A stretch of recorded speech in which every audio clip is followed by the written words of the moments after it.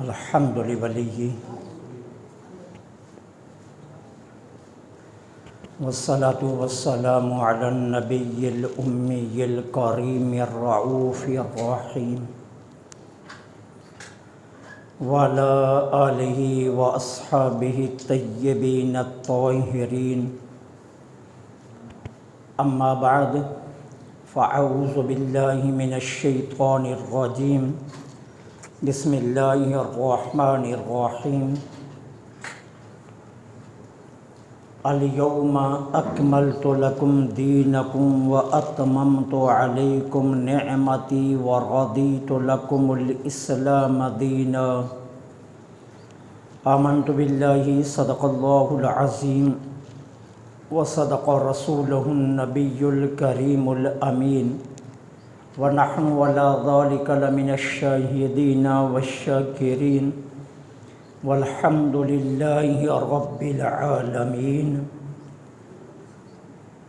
مولا صلی وسلم دائما ابدا على حبيبك خير الخلق كلهم فإن من جودك الدنيا وضرتها ومن علومك علم اللوح والقلم مولاي صل وسلم دائما أبدا على حبيبك خير الخلق كلهم رضيت بالله ربا وبالإسلام دينا وبمحمد صلی اللہ علیہ وآلہ وسلم نبیا ورسولا غریبا یا رسول اللہ غریبا ندارم در جہاں جستوں حبیبم بری نازم کے ہستم امت تو گناہگارم ولیکن خوش نصیبم۔ تمام تعریفیں اللہ رب العالمین جل سبحانہ و تعالی کے لیے خاص ہیں، جو ہم سب کا مالک بھی ہے اور ہمارا خالق بھی۔ کائنات ارض و سما کے ہر ذرے کے بدلے میں بے حد و بے حساب لاتعداد تا قیام قیامت بغیر کسی وقفے کے درود و سلام آقا نامدار مدنی تاجدار فخر دو عالم امام الانبیاء خاتم المرسلین سرکار مدینہ راحت قلب و سینہ صلی اللہ علیہ وآلہ وسلم کی ذات پاک پر درود و سلام کہ جن کے تصدق میں اللہ جل سبحانہ و تعالی نے یہ مبارک دن ہمیں نصیب فرمائی۔ انتہائی عزت کے لائق سامعین محترم، دنیا بھر کے حکمران، شہنشاہ اور بادشاہ خاص مواقع پر اپنی قوموں سے جب انہیں مخاطب ہونے کا موقع ملتا ہے تو وہ اپنی تعریف اور اس کے ساتھ اپنے کارناموں کو اجاگر کرتے ہیں اور لوگوں کے دلوں میں اپنی عظمت اور دماغوں پر اپنی دہاگ بٹھانے کے لیے مختلف کارہائے نمایاں کا ذکر کر کے اپنی ذات کو مرکز گفتگو بناتے ہیں، لیکن ایک ہستی ایسی بھی ہے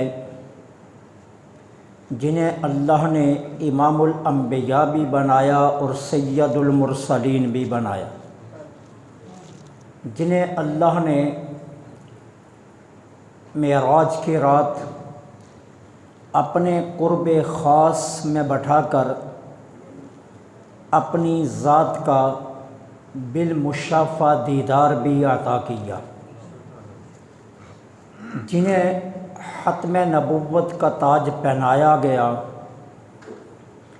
اور آدم سے لے کر تا قیام قیامت انسانیت کے لیے باعث فخر درجہ بھی دیا گیا۔ جبریل امین جن کے دروازے کے خادم بنے اور جن کے ہاں ملائکہ بھی بنا اجازت کے داخل نہیں ہوتے تھے، جن کے سجدے کو دیکھ کر رب بھی آسمان سے جہانگ کر ان کی عظمت کے مطابق ان پر رحمتیں نازل فرماتا، اور جن کی تسبیحات کی لذت کی بنیاد پر اللہ نے انہیں اپنا محبوب بنایا۔ 10 ہجری 9 ذی الحجہ 7 مارچ 632 عیسوی کو یہی محبوب خدا صلی اللہ علیہ وسلم 1,40,000 یا اس سے کم و بیش اپنے ماننے والوں کے سمیت میدان عرفات میں جمع ہوئے۔ یہ حضور علیہ الصلاۃ والسلام کا پہلا اور آخری حج تھا۔ دنیا اسے حجۃ الوداع کے نام سے یاد کرتی ہے، اور میرے آقا کریم علیہ الصلاۃ والسلام نے اپنی ظاہری حیات طیبہ میں فقط ایک ہی حج فرمایا۔ یہی اول بھی ہے اور یہی حضور کی حیات طیبہ کا آخری حج بھی ہے۔ اس موقع پر اتنی کثیر تعداد کہ جو کسی نبی کو نصیب نہیں ہوئی۔ حضرت نوح علیہ السلام نے 950 سال تبلیغ کی ہے، مڑ کر پیچھے دیکھا تو صرف 80 لوگ مسلمان تھے۔ کسی نبی کی تعداد ہزاروں میں نہیں گئی ہے، ہزاروں سے نیچے ماننے والے رہے۔ یہ اعزاز ہمارے آقا کریم علیہ الصلاۃ والسلام کو ہی اللہ نے بخشا ہے کہ ان کی ظاہری حیات طیبہ میں 1,40,000 ماننے والے حضور کا خطبہ حج سننے کے لیے حاضر تھے۔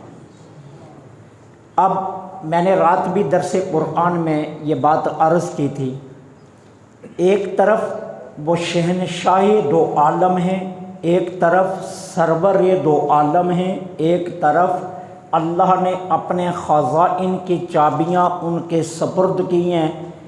امام اہل سنت فرماتے ہیں، نعمتیں بانٹتا جس سمت وہ ذی شان گیا، ساتھ ہی منشی رحمت کا قلم دان گیا۔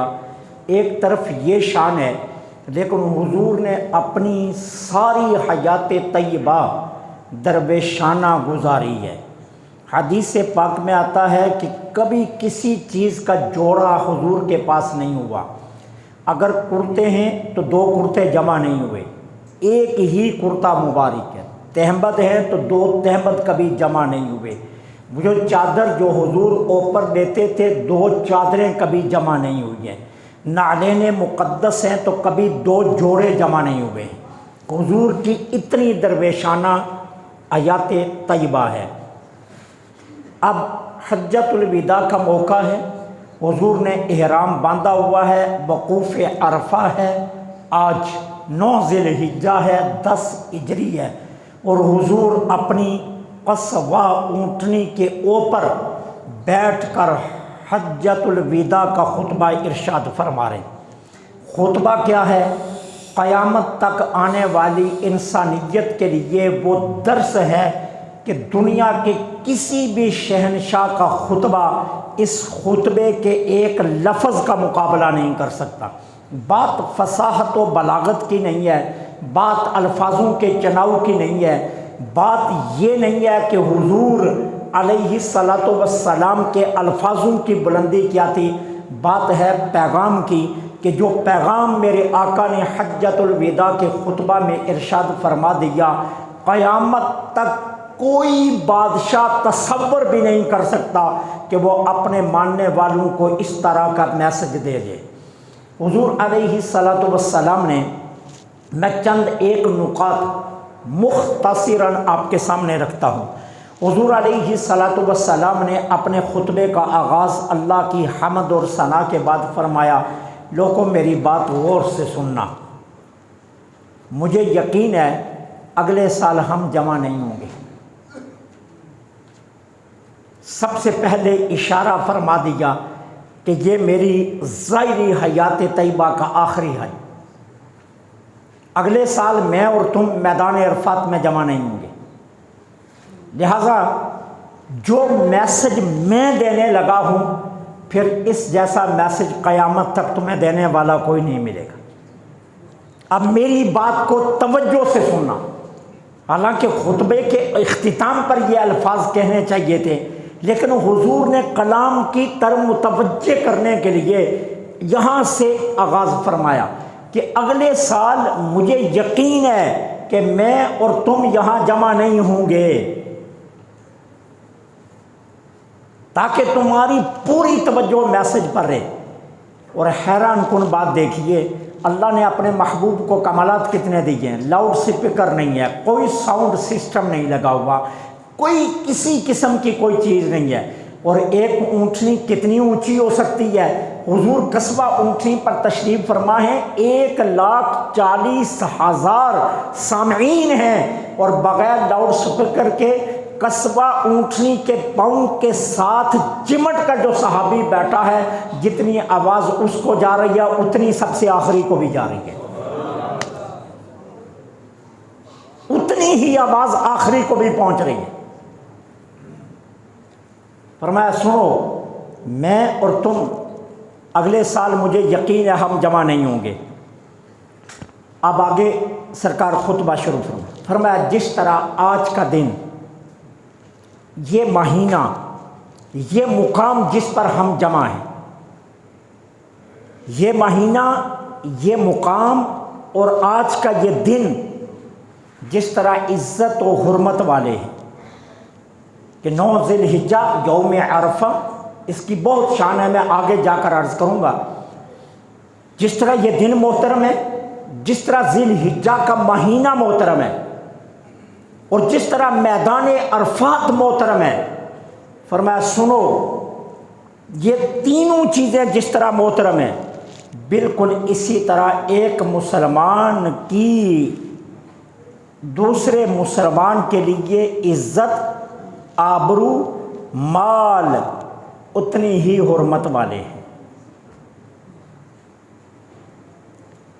جس طرح یہ مہینہ حرمت والا، ایک مسلمان کی عزت کی اتنی حرمت، جس طرح یہ جگہ حرمت والی، ایک مسلمان کی عزت اتنی حرمت والی ہے۔ جس طرح عرفہ کا دن حرمت والا، اسی طرح ایک مسلمان کا مال، اس کی عزت اور اس کی آبرو یہ محترم ہے۔ اب کتنے افسوس کی بات ہے، کتنے دکھ کی بات ہے کہ ہم میدان عرفات کے ذروں کو چومیں، میدان عرفات کے ذروں کو آنکھوں پر ملیں، میدان عرفات کے کنکروں کو اٹھا اٹھا کر ہم ان کا احترام و عزت کریں، لیکن دوسرے مسلمان کی عزت اور آبرو کا خیال نہ رکھیں۔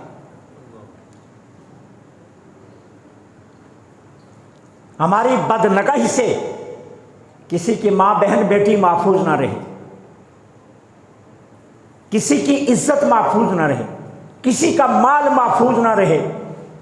سرکار نے اپنے خطبے کا ارشادات یہاں سے شروع فرمایا جس طرح ان چیزوں کو تم محترم سمجھتے ہو، ایک مسلمان کی کا مال، اس کی عزت، اس کی آبرو اسی طرح محترم ہے۔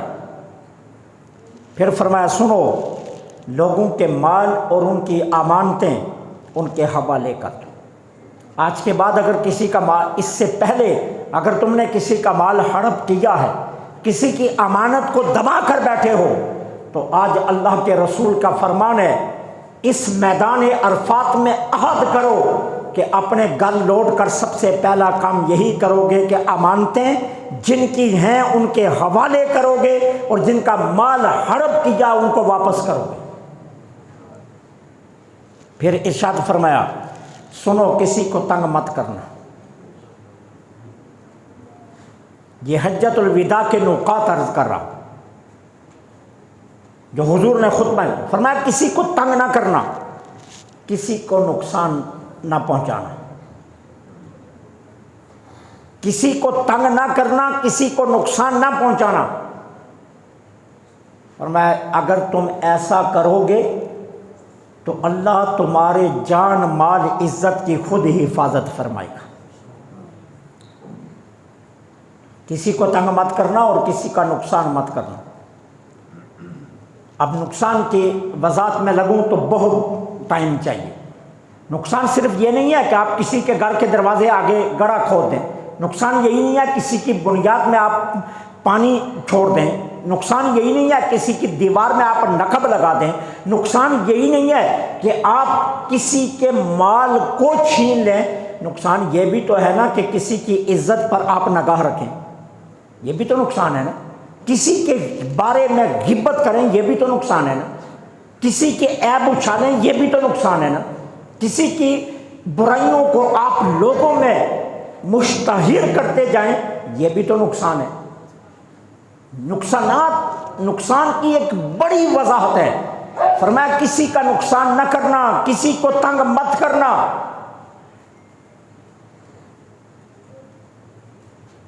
اگر تم ایسا کرو گے تو اللہ تعالی عز و جل تمہاری عزت آبرو کی حفاظت فرمائے گا۔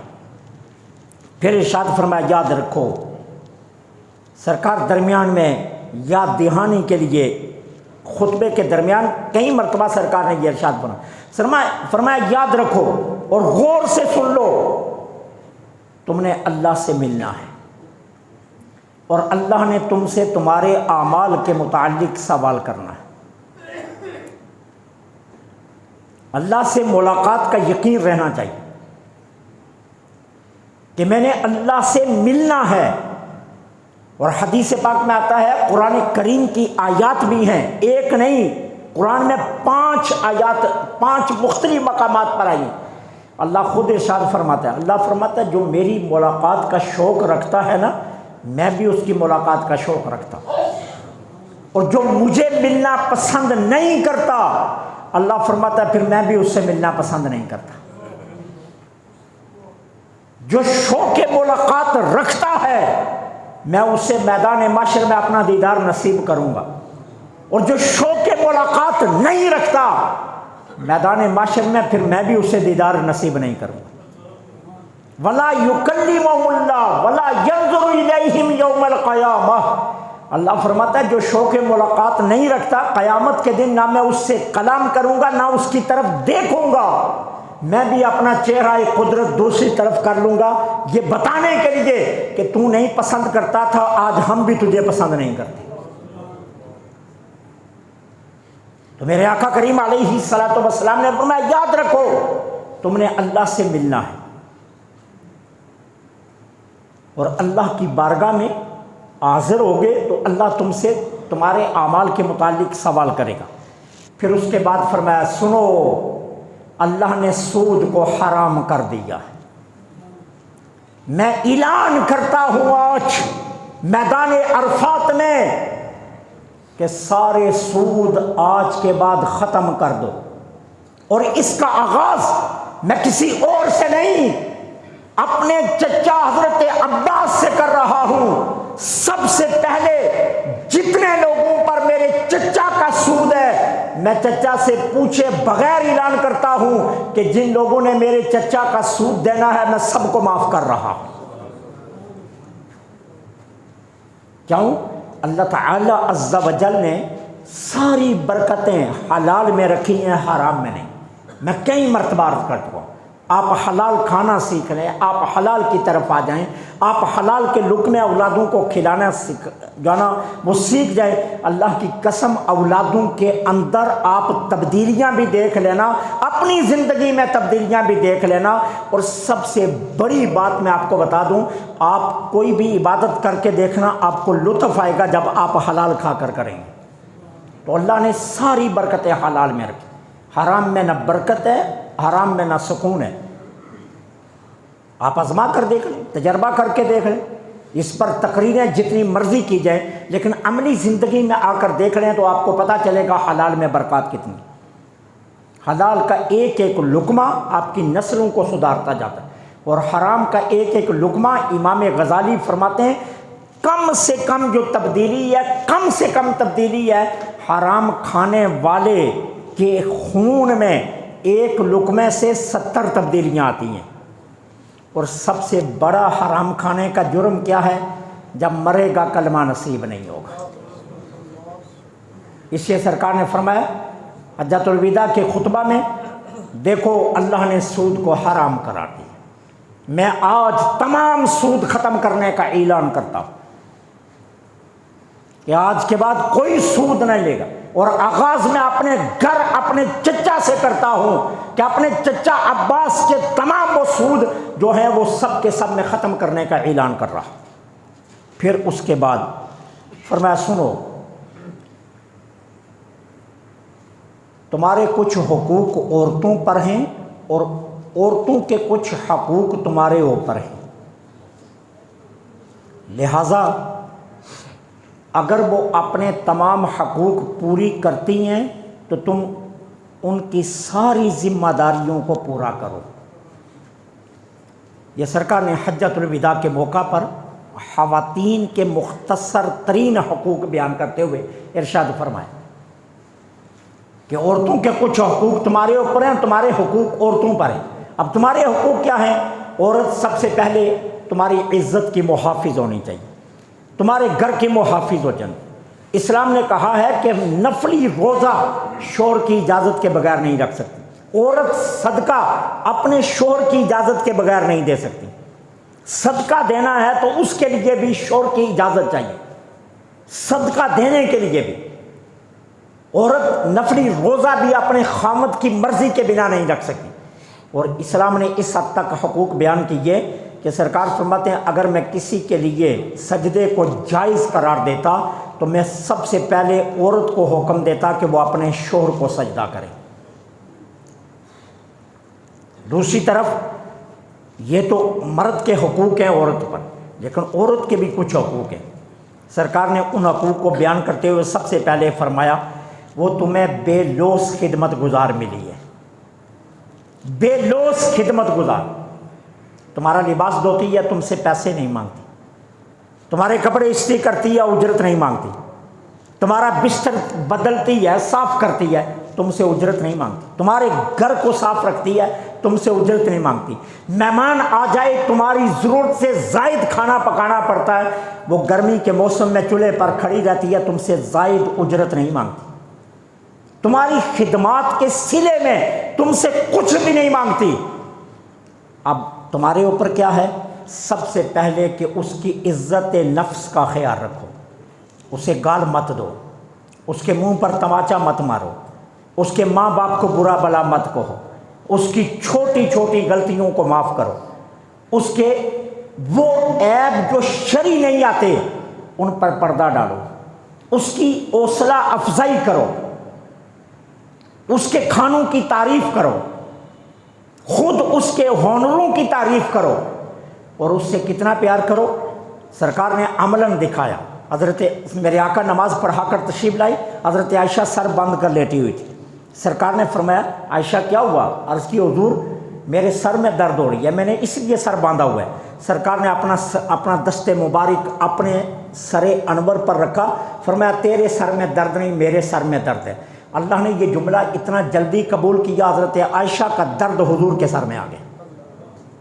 حضرت عائشہ اسی لمحے ٹھیک ہو گئی. حضور میرا سر تو ٹھیک ہو گیا. فرمایا میرے سر میں درد آ گئی، میں نے کہا جو ہے کہ تمہارے سر میں درد نہیں، میرے سر میں درد ہے. حضور یہ کیوں کیا؟ فرمایا عائشہ تجھے تکلیف میں دیکھ کر مجھ سے رہا نہیں گیا، میں نے تیری تکلیف خود کھینچ لی ہے، اب میرا رب مجھے تکلیف میں دیکھنا نہیں چاہتا، وہ مجھے شفا دے دے گا. ٹھیک ہے، یہ بظاہر تھوڑے سے الفاظ ہیں، لیکن کوئی دنیا کا انسان حضرت عائشہ سے جا کر پوچھے کہ اس حوصلہ افزائی پر حضرت عائشہ کا دل کتنا بڑا ہوا ہوگا.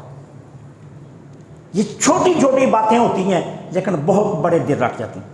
حضرت خدیجہ الکبریٰ کے وصال کی گھڑیاں قریب آئیں، سیدہ فاطمہ سے کہا اپنے ابا کے پاس جاؤ اور جا کر ان سے کہو جو چادر مبارک اوڑھتے ہیں یہ مجھے دے دیں۔ حضرت فاطمہ آئی، ابا جان اماں جان چادر مانگ رہی ہیں۔ فرمایا بیٹی جا کر پوچھو اماں سے چادر کو کرنا کیا ہے۔ حضرت فاطمہ آئی، اماں جان ابا جان پوچھتے ہیں چادر کو کیا کرنا ہے۔ جاؤ اپنے ابا کو بتا دو میں چاہتی ہوں کہ آپ کی چادر میرے کفن میں رہے، آپ کی چادر میں مجھے کفن دیا جائے۔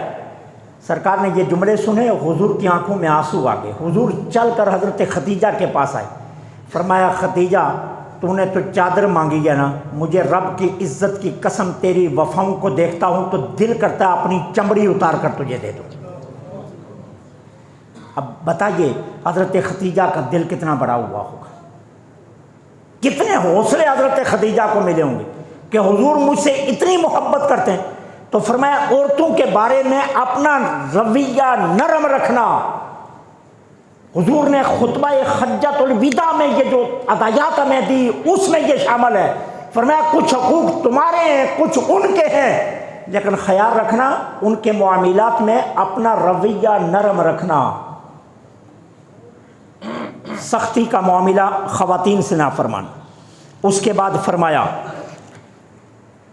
سنو، اور پھر فرمایا غور سے سنو۔ فرمایا سنو اور پھر فرمایا غور سے سن لو میری بات، عبادت صرف اللہ کی کرنا، کسی اور کی مت کرنا۔ میں نے آغاز میں تمہیدی جو جملے کہے نا، دنیا کے شہنشاہوں کو جب ایسے مواقع ملتے ہیں نا تو وہ اپنی ذات کو اجاگر کرتے ہیں۔ وہ ہمارے ملک کا وزیر اعظم ہو یا امریکہ کا صدر ہو، وہ جب ٹیلی ویژن کی سکرین پر قوم سے خطاب کرتے ہیں تو کوئی کہتا ہے میں نے اپنے ملک کو ایٹم بم دیا، کوئی کہتا ہے میں نے موٹر وے دے دی، کوئی کہتا ہے میں نے یہ کام کر دیا، کوئی کہتا ہے میں نے یہ کیا، کوئی کہتا ہے میں یو میں اتنا چیخا ہوں کہ یو نے مانا یا نہ مانا لیکن میں تو چیخ کر آیا ہوں نا۔ سارے اپنی اپنی کہانی سناتے ہیں، لیکن سرکار دو عالم نے اپنی کہانی نہیں سنائی۔ پہلے حقوق انسانیت بیان کیجئے، اس کے بعد حضور آئے تو فرمایا سنو، اللہ کی عبادت کرنا، اللہ کے علاوہ کسی اور کی عبادت نہیں کرنا۔ کیوں؟ میرے حضور کو یہ پسند تھا کہ ہر وقت میرے رب کا ذکر رہنا چاہیے۔ میرے حضور کو یہ پسند تھا، رب کو یہ پسند ہے کہ میرے محبوب کا ذکر چلتا رہے، اور حضور کو یہ پسند ہے کہ میرے رب کا ذکر چلتا رہے۔ فرمایا اللہ کی عبادت کرنا، کسی اور کی عبادت نہ کرنا۔ 5 نمازیں فرض ہیں، انہیں کبھی مت چھوڑنا۔ میں نے شروع میں کیا کہا تھا؟ حضور نے خطبے اللہ کی حمد و ثنا کے بعد کیا کہا؟ لوگوں ہماری ملاقات دوبارہ اس میدان میں نہیں ہوگی۔ اب یہ جملے شروع میں کہنے کی ضرورت کیا تھی؟ یہ تو حضور آخر میں اعلان فرماتے ہیں نا، شروع میں اسی لیے اعلان کر دیا تھا کہ جو باتیں میں کرنے لگا ہوں نا پھر دوبارہ تم سے یہ باتیں میری اور تمہاری نہیں ہوں گی، اس لیے یہ باتیں اتنی قیمتی ہیں کہ انہیں بلانا زندگی میں کبھی مت۔ اب ان جملوں میں حضور کا یہ جملہ بھی تو ہے نا کہ 5 نمازیں فرض ہیں، انہیں چھوڑنا کبھی مت۔ اور یہ کب فرمایا؟ 7 مارچ 632 عیسوی 10 ہجری 9 ذی الحجہ، میدان عرفات قصبہ اونٹنی پر 1,40,000 صحابہ کی موجودگی میں یہ ارشاد فرمایا 5 نمازیں فرض ہیں، انہیں چھوڑنا کبھی مت، انہیں چھوڑنا کبھی مت۔ ہم نعروں سے حضور سے محبت کرتے ہیں، محبت رسول میں موت بھی قبول ہے، مر جانا ہے لیکن حضور کے فرمان کو نہیں ماننا۔ یہ کہاں کا اصول ہے؟ نعروں سے محبت نہیں ہے، عمل سے محبت کا اظہار۔ عملی محبت زیادہ مضبوط ہوتی ہے، نعروں کی محبت وہ مضبوط نہیں ہوتی ہے۔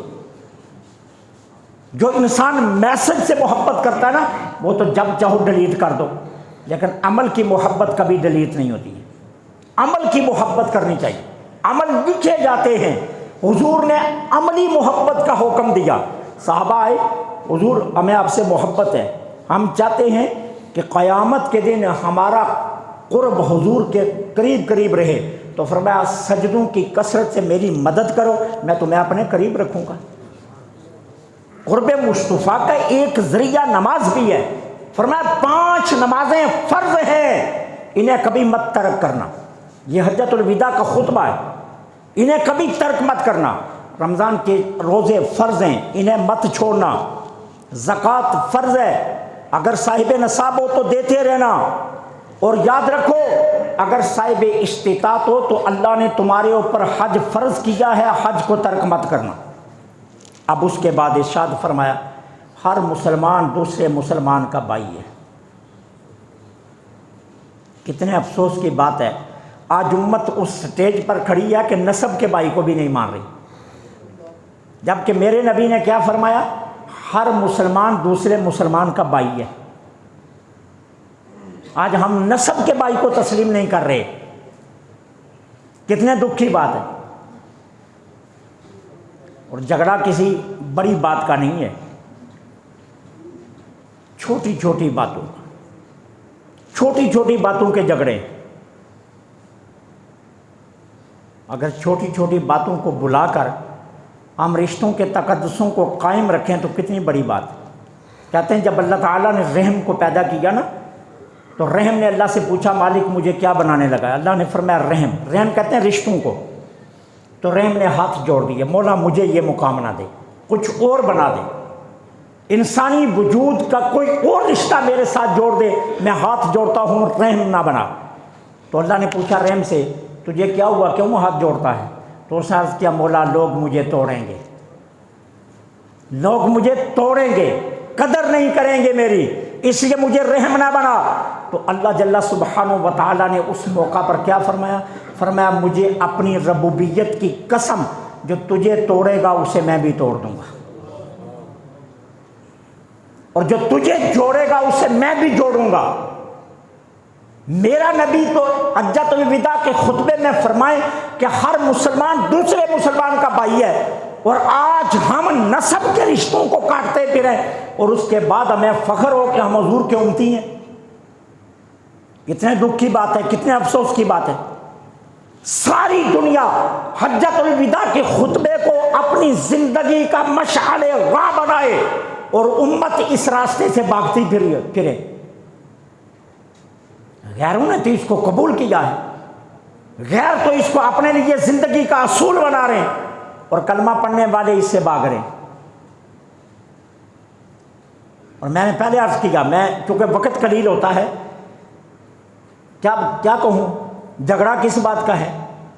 چھوٹی چھوٹی باتوں کا، راستے کا جھگڑا چل رہا ہے، جائیداد کے بٹوارے کا جھگڑا چل رہا ہے، ایک دوسرے کے لیے احترام کے جھگڑے چل رہے ہیں۔ اور بڑا خوبصورت مولانا روم نے کہا، مولانا روم فرماتے ہیں ایک دن تلوار اور نشتر کچھ کہہ دیں، چھوڑا کہہ دیں، چاقو کہہ دیں، یہ آپس میں کھڑے تھے اور آپس میں باتیں کر رہے تھے۔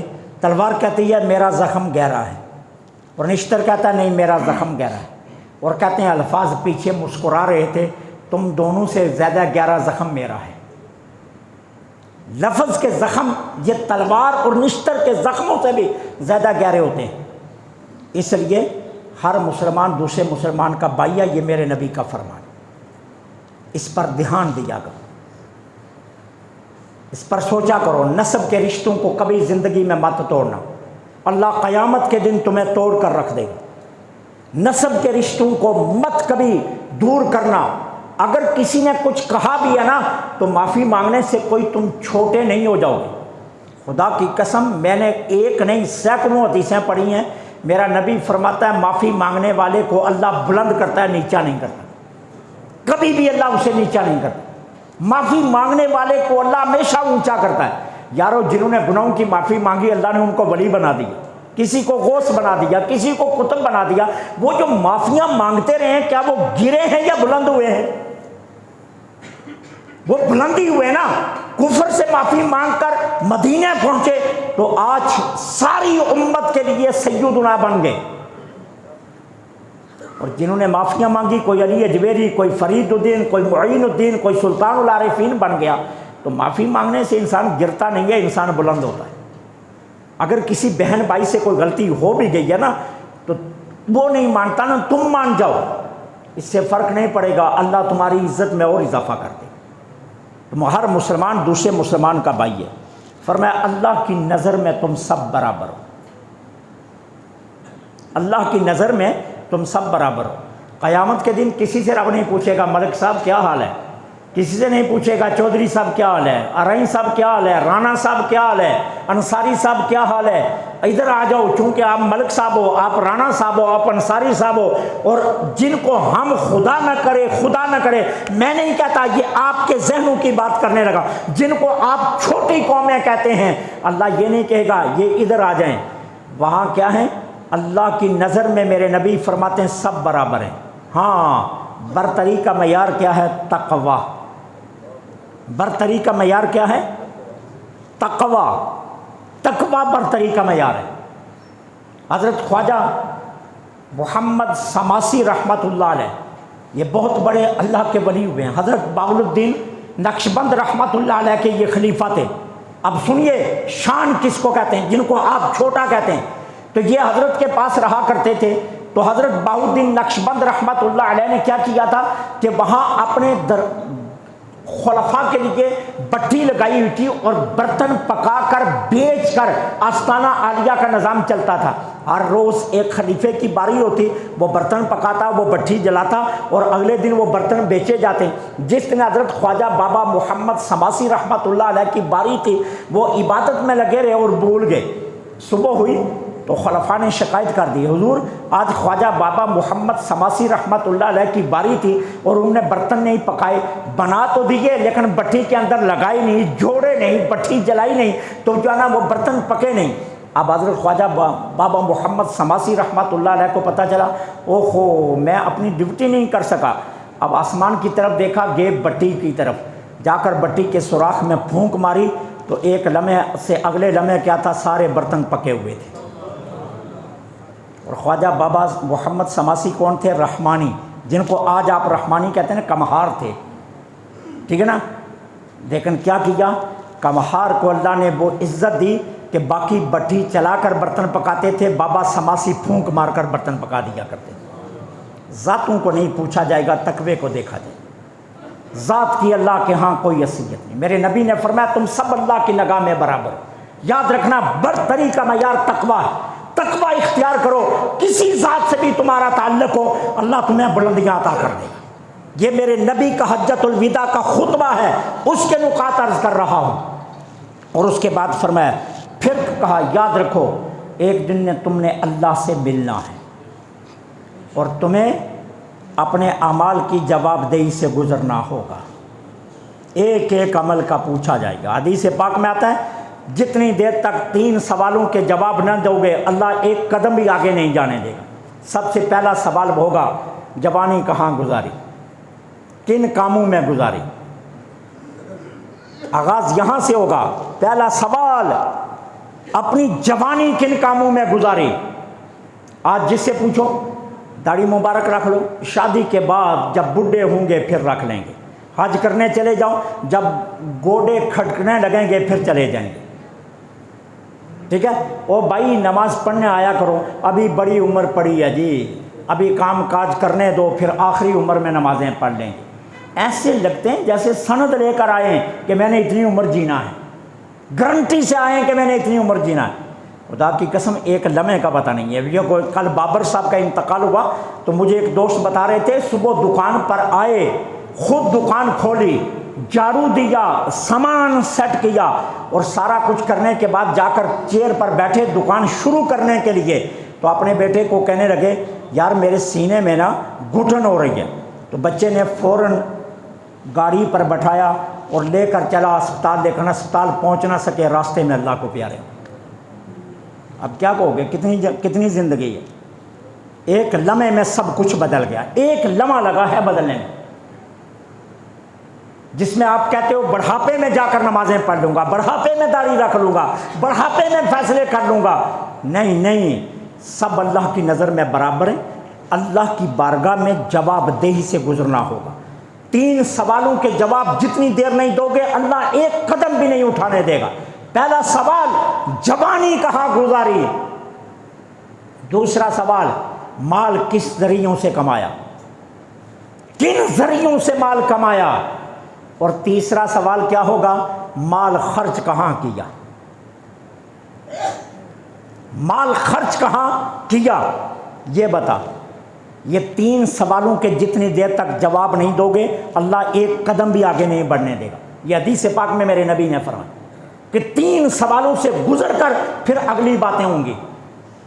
آج اللہ کے نام پر دینا ہو، ناراض مت ہونا، پھٹے نوٹ ڈھونڈ کر دیتے ہیں۔ آج اللہ کے نام پر دینا ہو تو 10 روپے آج بھی چلتے ہیں غریبوں کے لیے، اور اپنے بچے کو بھی کبھی 10 دے کر دکھایا کرو۔ باپ بیٹا منہ پر کہتا ہے آج کل 10 کا کیا ملتا ہے ابا، یار وہ آج کل 10 کا نہیں ملتا تو اللہ کے نام پر کیوں 10 دے رہے ہو؟ تمہارا بیٹا 10 لینے کے لیے تیار نہیں ہے تو پھر اللہ کے نام پر 10 کا چکر کیوں چل رہا ہے؟ ہوش کرو۔ جو کپڑے پھٹ جائیں یہ مجھے اب ضرورت نہیں لگی ہے، بہت پرانے ہو گئے، یہ کسی فقیر کو اللہ کے لیے دے دینا۔ کتنے افسوس کی بات ہے، ابا مر جائیں، ٹھیک ہے نا، میں نے پہلے بھی کہا تھا، دوست پھر مذاق بھی سمجھتے ہیں، ابا مر جائیں، اچھا یہ پرانے کپڑے مولوی صاحب کو دے آؤ، یہ ابا کی پرانی جوتی مولوی صاحب کو دے آؤ۔ کبھی یہ بھی کہا یہ ابا کا موبائل بھی مولوی صاحب کو دے آؤ، یہ ابا کا موٹر سائیکل بھی مولوی صاحب کو دے آؤ۔ ساری مہنگی چیزیں خود رکھ لیتے ہیں، وہ ابا کی پسند ہیں، اور جو نہیں پسند وہ مولوی کو دے آؤ اللہ کے نام پر۔ پھٹے کپڑوں کا شاپر پڑتے ہیں، باپ نے جو پہن کر گسائے ہوتے ہیں ان کا شاپر بھرو، باپ کی پرانی جوتیاں ان کا شاپر بھرو، یہ اللہ کے نام پر دے آؤ، میرے ابے کو ثواب ہوگا۔ موبائل سے بھی ابے کو ثواب مل سکتا ہے، موٹر سائیکل سے بھی ابے کو ثواب مل سکتا ہے، وہ بھی تو کبھی مولوی کو دے کر دکھایا کرو، پتہ چلے واقعی آپ مخلص ہو اپنے ابے سے۔ لیکن وہ نہیں، یہی ہماری بددیانتیاں اللہ دیکھ رہا ہے، ان سے اللہ باخبر ہے کہ ہم کیا کر رہے ہیں، یہ ذہن میں رکھو۔ فرمایا اس لیے تمہیں اعمال سے گزرنا ہوگا۔ فرمایا سنو میرے بعد کوئی نبی نہیں ہے۔ اب حضور خطبے کو سمیٹ رہے ہیں، فرمایا میرے بعد کوئی اور نبی نہیں ہے، یہ بات اپنے پلے میں باندھ لو، میرے بعد کوئی اور نہیں آئے گا، میں اللہ کا آخری نبی ہوں۔ حضور نے حجۃ الوداع میں فرما دیا ختم نبوت کے پہرے داری کتنی لازم ہے، کتنی اہم ہے۔ جب شہنشاہ کائنات اپنی زندگی کا سب سے اہم پیغام دے رہے تھے اس وقت فرمایا میرے بعد کوئی اور نبی نہیں ہے۔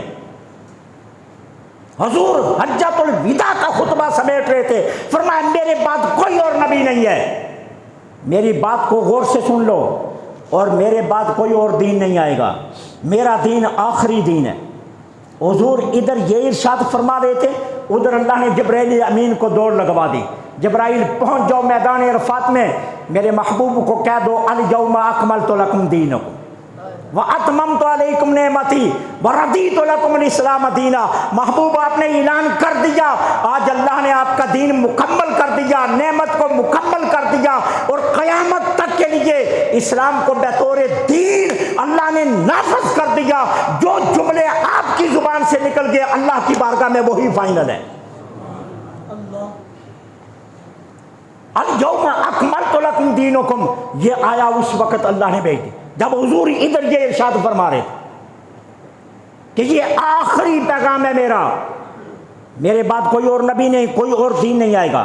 سنو میرے بعد گمراہ نہ ہو جانا، میں تمہارے لیے 2 چیزیں چھوڑ کر جا رہا ہوں، 2 چیزیں چھوڑ کر جا رہا ہوں، جتنی دیر تک مضبوطی سے تھامے رکھو گے تم گمراہ نہیں ہوگے۔ وہ 2 چیزیں کون سی چھوڑ کر جا رہا ہوں؟ ایک اللہ کی کتاب ہے اور ایک میری سنت۔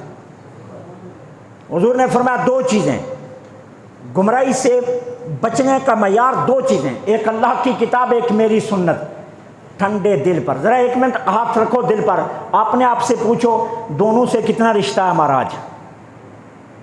ذرا دل پر ہاتھ رکھ کر پوچھ لو نا اپنے آپ سے، آج ان دونوں سے ہمارا کتنا رشتہ ہے؟ قرآن کریم کو ہم نے غلافوں میں لپیٹ کر رکھا ہوا ہے، ترجمہ تو دور کی بات ہے نا، ہمارے بے شمار دوست ہیں جن نے عربی بھی نہیں پڑھی ہوئی ہے، قرآن کی عربی بھی نہیں پڑھی ہوئی ہے، قرآن کو بھی لپیٹ کر رکھا ہوا ہے، اور رسول اللہ کی سنت سے تو ویسے ہی ہمارا رشتہ ختم ہو چکا ہے۔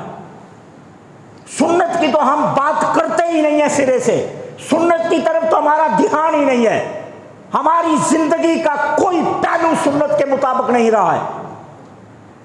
شادیوں بیوں میں حیوانوں کی طرح چلتے پھرتے کھا رہے ہیں، کھڑے ہو کر کھا رہے ہیں، پانی ایک سانس میں پی رہے ہیں، بائیں ہاتھ سے پی رہے ہیں، کوئی پرواہ نہیں، ہر سنت کے قاتل بن چکے ہیں ہم۔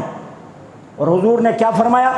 گمراہی سے بچنے کا معیار آخری دے رہا ہوں، وہ کیا ہے؟ میرے بعد گمراہ نہ ہونا۔ اور معیار کیا ہے؟ قرآن اور میری سنت۔ جتنی دیر تک قرآن اور میری سنت سے جڑے رہو گے، میں محمد رسول اللہ میدان عرفات میں اعلان کر رہا ہوں، تم گمراہ نہیں ہوگے، اتنی دیر تک تم ہدایت پر قائم رہو گے۔ حضور نے خطبہ مکمل کیا، آسمان کی طرف چہرہ کر کے فرمایا اللہ گواہ بن جا، میں نے تیرا پیغام لوگوں تک پہنچا دیا۔ لیکن یہ بات یہاں ختم نہیں، اس کے بعد جو حضور کے جملے ہیں وہ بڑے قابل ہیں۔ فرمایا جو موجود ہو بعد والوں کو پہنچا دینا، جو بعد والے ہیں انہیں کہہ دینا وہ اگلوں کو پہنچا دیں، جو اگلے ہیں انہیں کہہ دینا کہ وہ ان سے اگلوں کو پہنچا دیں۔ اور اس میں جو سرکار نے آخر میں ارشاد فرمایا مجھے یقین ہے کہ کچھ بعد والے ایسے ہوں گے جو میرے احکامات کو تم سے بھی زیادہ بہتر سمجھ سکیں گے اور تم سے بھی زیادہ بہتر طریقے سے عمل کر سکیں گے۔ وہ کون ہیں؟ وہی شخصیات ہیں جس کو امام اعظم ابو حنیفہ کہتے ہیں، جس کو امام شافعی مالک کہتے ہیں، جس کو امام محمد اور امام ظفر کہتے ہیں، جس کو علی اجمیری، سلطان العارفین، فرید الدین، معین الدین چشتی، محدث اعظم پاکستان، امام اہل سنت یا دنیا بھر کے اولیاء کاملین جن کو کہتے ہیں، یہ وہی لوگ ہیں جنہوں نے حضور کے فرمان کو صحیح سمجھا بھی اور اس پر بہتر طریقے سے عمل بھی کیا ہے۔ تو فرمایا یوں آگے سے آگے پہنچاتے رہنا، یقین ہے مجھے کہ تم سے بعد میں آنے والے تم سے بہتر میرے حکم کو سمجھ سکیں گے۔ تو یہ حضور کا خطبہ تھا جس کے بنیادی نکات تھے۔ آج چونکہ یوم عرفہ